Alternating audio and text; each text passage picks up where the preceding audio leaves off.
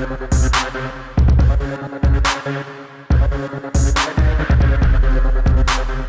everyone, this is Riley with ConcealedCarry.com, Director of Training, and I'm sitting here with Jacob Paulson, President. It's true. ConcealedCarry.com. And welcome to the USCCA Expo 2018. We're here in Louisville, Kentucky, and we are just super excited to be a part of this show. ConcealedCarry.com is providing live coverage throughout the show in our broadcast studio here, and it's just going to be a great time because we got great people lined up for interviews today. We have Sylvia here with us, and we are excited to be talking with her and others. So, yeah. What do you think, Jacob? Let's do this. Yeah. Right. So we've got Sylvia Bergstedt. Want to make sure I get that right. And Sylvia, you're out of Pittsburgh, Yes, and you are a firearms instructor. I am a firearms instructor, yes. A long history of instructing in firearms. Long history of shooting firearms. And shooting. That's right. Yes. Well, I imagine there's plenty of opportunities to teach throughout, along your long career as well. Yes. I couldn't hit a broadside of a barn. Now I'm pretty good with the gun, so. So tell us, Sylvia, a little bit about your background, just for those who are watching who don't know you. Tell us a little bit about how you got started, your career, in your career, but then how you've transitioned to the private sector as well. Sure. I went to Rutgers University. I was in the 4-year ROTC program for the Air Force. Got commissioned as an officer into the Air Force Office of Special Investigation. I started my assignment in Torrejon Air Base, Spain in 1989. I saw Desert Shield right before I left. Then I went to Louisiana for a year and a half, and then I was promoted to be a detachment commander for an OSI detachment in Grand Forks, North Dakota. That's where I got my master's degree.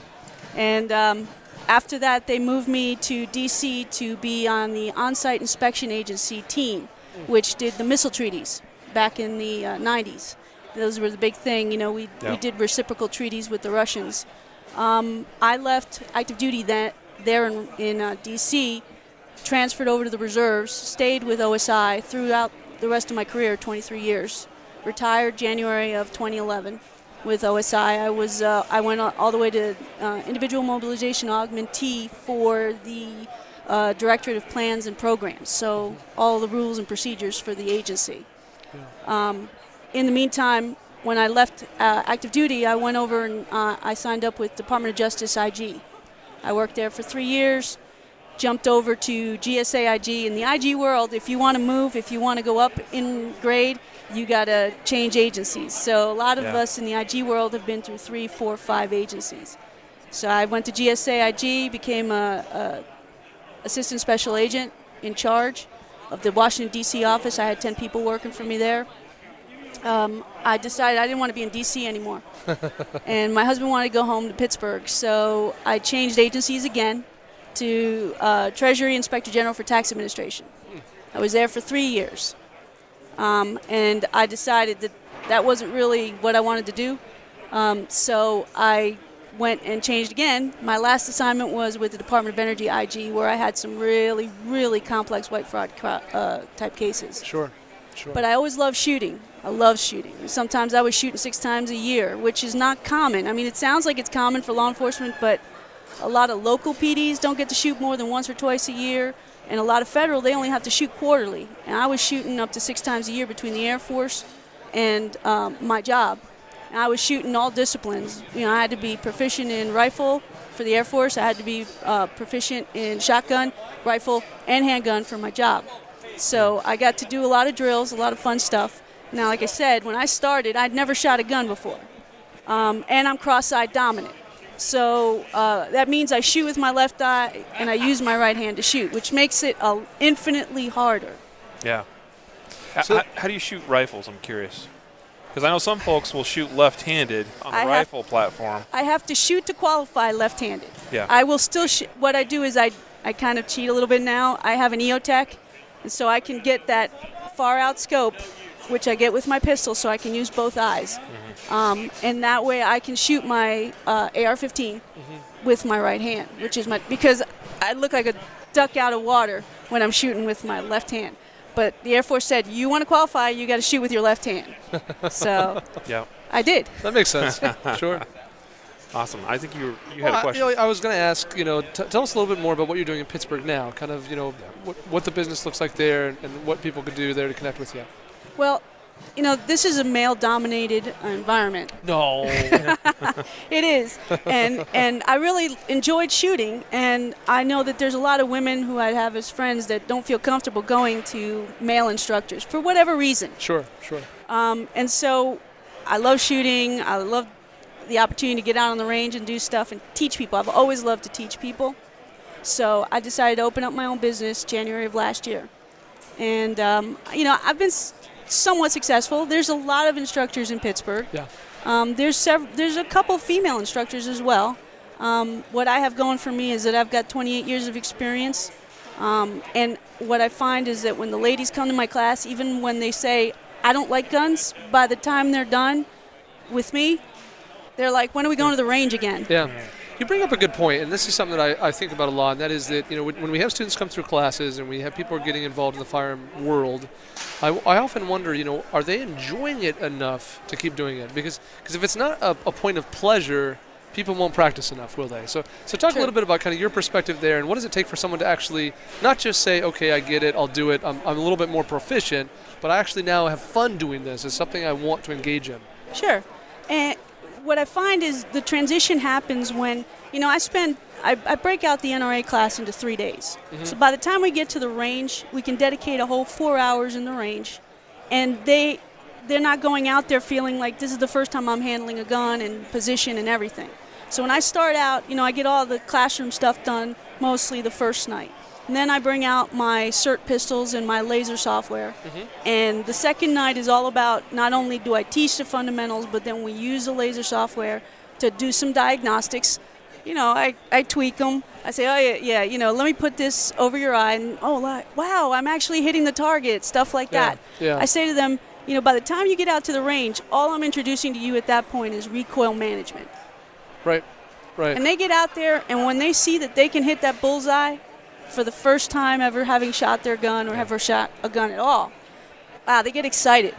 And the ladies get really excited. And the guys tend to be goofier about it. So I have more trouble with the guys qualifying than with the ladies qualifying. Yeah, a little more. Ego gets in the way, maybe. A-type males. There's none of those around here. No, but you know what? If they come to me, no matter how much level of experience they have, whether they've been around guns all their lives or this is the first time they've ever touched a gun, they all have a takeaway. Because I try to teach it down to a level that's understandable, that's visually understandable so that they can understand. It's not just standing like this. You got to have that push-pull. That's going to lock you in place, things like that, that kind of help them understand. And the first thing I give with the women is, I can't pull the slide back. I said, because you're trying to do it out here. Do you open a jar out here? Yeah. No, you bring it into your body where you can use the most torque of your body. Once they get that dynamic, they're like, oh, I can do this, and then the gun isn't so intimidating. Yeah, right. So this is interesting. I love this because I think that this is a challenge, right, for people to actually enjoy it. And what I'm hearing from you is what you observe is if I first remove the fear and then I introduce a sense of accomplishment. Absolutely. Then why wouldn't people enjoy this? Exactly. Yeah.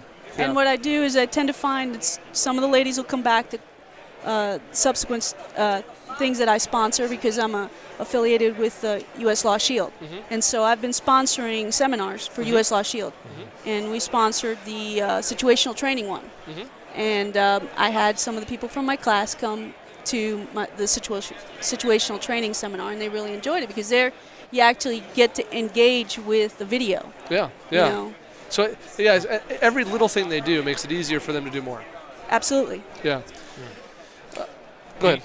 So do you spend most of your time teaching kind of more of those basics, kind of marksmanship type stuff, or do you take anybody further than that as well?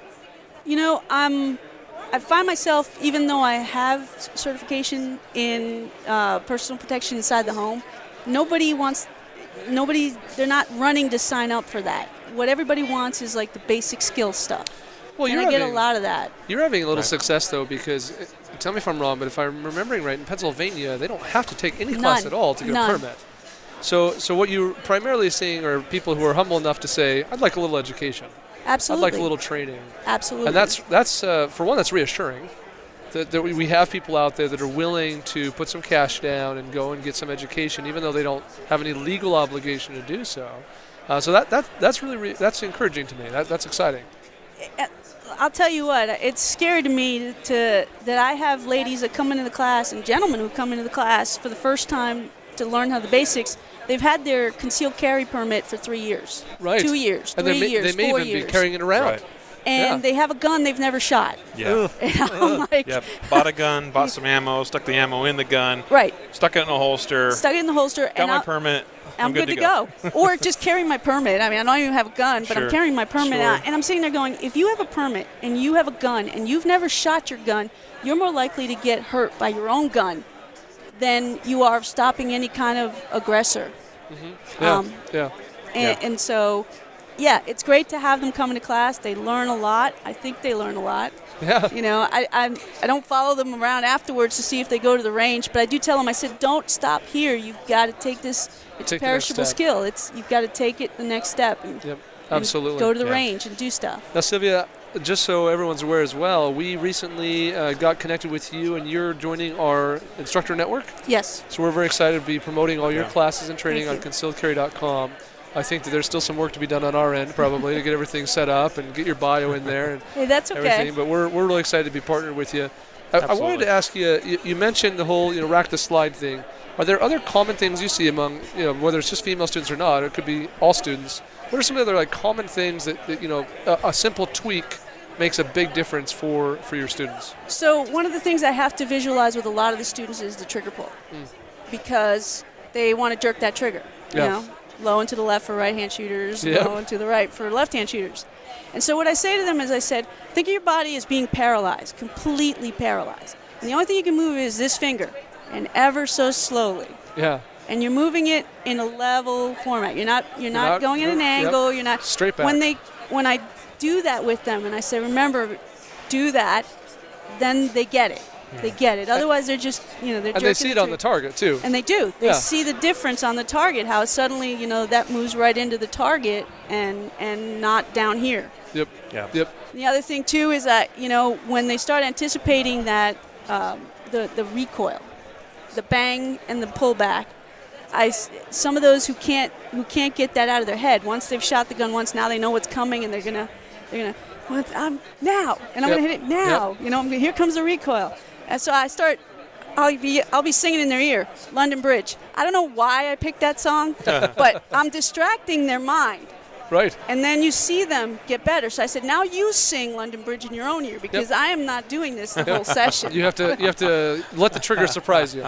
Yeah, these are just tricks I've learned over time, just from my own fallacies and the problems I had when I was shooting. Yeah, when we're diagnosing. Get out of my own head. Get out of your own head. Yeah, the funniest thing was my firearms instructor used to always say, you're consistent. You're consistently 20 points up or 20 points down. If you have a good first shoot, then you get cocky and your score goes down.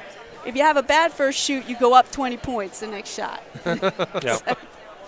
That is the nature of the beast. Do you do any competitive shooting by chance? I've been trying to get into IDPA just because that's probably as close to actual work that I used to do in law enforcement. The thing is that the IDPA, the club that I work with is up in Newcastle, which is an hour away. And IDPAs are Wednesday nights, so it's kind of tough to get to. Totally. Sure. I know I got to find something closer, but I just haven't had the time. I've been trying to get the business going and all that stuff. Sure. You know how it is. Oh, yeah. I got all these great ideas, and I'm just constantly hustling to get the next group of people in. That's right. Well, I tell you, we certainly know plenty of instructors in states like Pennsylvania, Georgia, Washington, Indiana, where no training is required to get a permit, and these instructors struggle to get any students at all. Exactly. So it's good that we're, I think, A, you're doing something right. And B, I also would like to believe that, generally speaking, our industry is getting smarter about the necessity of training, not just the legality in terms of a requirement to check out on a list. Absolutely. I mean, the liability issue, and I'm just, but I'm a firm believer in that in every critical incident situation, mass shootings, if someone with a gun had been there, there would have been less casualties. Somebody who knows what to do with a gun. Right. What I'm worried about is the other end of the spectrum in Pennsylvania, is that somebody walking around with a CCW and a gun and no training gets into a situation where they have to decide whether they're going to engage or not. Yeah. And That's a little frightening. That's the scary part. Yeah, absolutely. Yeah. You spend much time in your classes talking about the laws? You know, not in the basic class. I do get into some of the basic Pennsylvania laws because they're a little quirky. Right. About if you don't have a CCW, you can't have your gun and the ammunition in the same place. So it's like, you know, you have to have your ammunition in a box in the trunk and your gun, you know, in a box under, and only going to and from the range. I didn't realize that. Yeah. That's an interesting law. So it's and most people don't know that. Yeah. And you you know, know, a lot of people get in trouble. a lot of people get in trouble, and the laws change all the time. Yeah. That's why I really like about U.S. Law Shield, and why I signed up as a member before I ever became affiliated with them. Because even me, a lot of those laws didn't apply to me in the federal sector because I carried a badge that got me into everywhere, and you know, I had to follow the rules, but I mean. Right. I could go into places because I was legally carrying under the authority of my agency. And now I find myself, you know, I have to think about where am I going today, because I don't want to be carrying and then I go get stamps or something, because I don't have that cover of law anymore. Sure. Right. Yeah. And the badge so, doesn't you Right, know, the post office. Yeah. Which is another one of those places that it's so easy, I think, even for citizens Post office. to not even think about it. It's such a common place that we all go to. Sure. Exactly. Sure. Yeah. Exactly. Yep. Oh, good stuff. What do you see as being the next steps for you and your business? Well, there's the I'm a certified instructor by the Federal Law Enforcement Training Center to teach law enforcement active shooter response. And I did that for my agency for the last 2 years or 3 years before I retired. And we did it on a national level. We had a large discussion about being first responders, because we're not. Our job is, our scope of duty is inside the Department of Energy. However, we have 24/7 carry. So the chances that you're going to get into a critical incident is going to be off duty is more likely than a critical incident on duty. Interesting. Sure. And then the decision is, what are we going to do? You know, what are you going to do? And that's a personal choice between each person. Because there is the Good Samaritan law, but there is no requirement for us to act. Right. Right. And so those are the discussions we were having on a national level right before I retired. But I really, really enjoyed the active shooter training. I was the only girl in the class, and they called me Rambette by the time I got done. But it was very good training. It was very good training because you have that split second to decide, good guy, bad guys, and they would throw that at us. They'd have people come around the hallway and the J hook screaming at us. You had to split second to decide, is that a bad guy or a good guy? Yeah. And it's an eye-opener because it's not traditional law enforcement style of training. It's a totally different type of training. After Parkland, a friend of mine tagged me on Facebook, said, I'm going to get my son a bulletproof vest and send him to training with Sylvia. And I started thinking, I'm like, how can I take what I learned there and apply it to the civilian side? And so I kind of created a course that I just started putting out there, active shooter preparedness training. And it's based a lot on the data that I collected, the FBI stuff that I researched when I was studying up on all the mass shootings from 2000 to 2014 at the time. Now it's 2016. Yeah. And so there's that aspect of it. You know, what's the reality versus what you're hearing on the news? And then, you know, I'm not one for reinventing the wheel. So I think that the FBI's model of run, hide, fight is a very good model. And so I incorporate that because you still think that after so many years, and the run, hide, fight model has been out there, and you still have teachers who come up to me and I ask them, well, do they teach you run, hide, fight? No, they put us in front of a video and they said we were trained, or the Alice method, which isn't always necessarily universally applicable. Universally applicable. Yeah. Yeah. And so the second part of the class is the run, hide, fight. And the third part of the class is what nobody's doing in these active shooter trainings, which is, you know, just that basic, what they taught us in the military, first aid and buddy care. You know, if you're out, and I got a better shot at getting shot at in the military, and you're next to me. You better know what to do to save my butt, and so you can pull me out of there. And I need to know what I have to do to you to save you, to pull you out of there. That's why the casualty levels have dropped in the military. It's because everybody, no matter where you are, if you're going to get deployed or whatever, you're going to learn this basic first aid training on stop the bleed. Is basically what it is. It's gunshot wound training. There's other things involved, but sure, that's the core. But that's the core of it, and so I've kind of incorporated that as the third part of the training. So I've got a 3-hour course. The students get a small trauma kit. I found a decently priced trauma kit.